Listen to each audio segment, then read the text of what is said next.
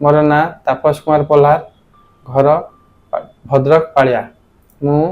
गोटे छोट व्यवसाय करछि पालिया बाजार रे। मु गत वर्ष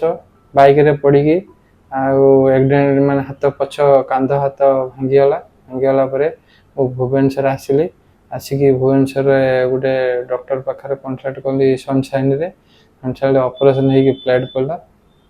फ्लैट पड़ा पर मोर जो झाड़ाटा तापर जो ऑपरेशन पर जो औषध खाली झाड़ा कस है मोर पूरा टाण टाण झाड़ा है पूरा पूरा मो पाइल्स टाइप बाहर झाड़ा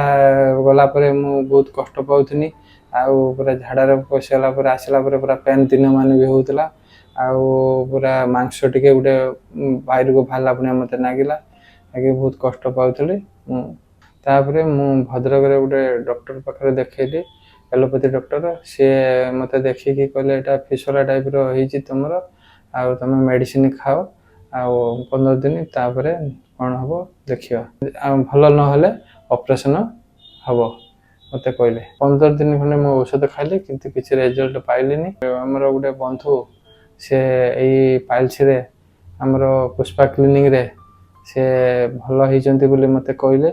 मुझे ठिकाना आनी बस स्टाण्ड पाखे जो पुष्पा क्लिनिक से सार देखा कले सार मत कहले 3 मास औषध खाइले आपंकर ऑपरेशन हवा पड़ोनी पूरा भल हो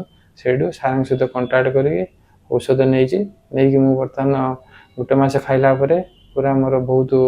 माने भल लगे मत मोर जो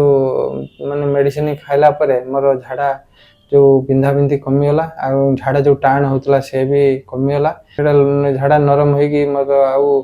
किसी कष्ट भी अनुभूत है ना मोर जो पाइल्सटा जो होता फिसला सेटा भी पेन होता भीषण किंतु से भी आउ पेन ना मोर ये कौन ऑपरेशन होना मो औषध द्वारा ये भल हो जहाँ पाइल्स कि फिस्टला कि माने इंटर जेकोसी रोग होती आसी ये पुष्पा क्लिनिक रे आसी भुवनेश्वर रे देखा करंतु बरमुंडा बस स्टाण्ड पाखे बिना अस्त्रोपचार आपणकर माने सक्सेस हे।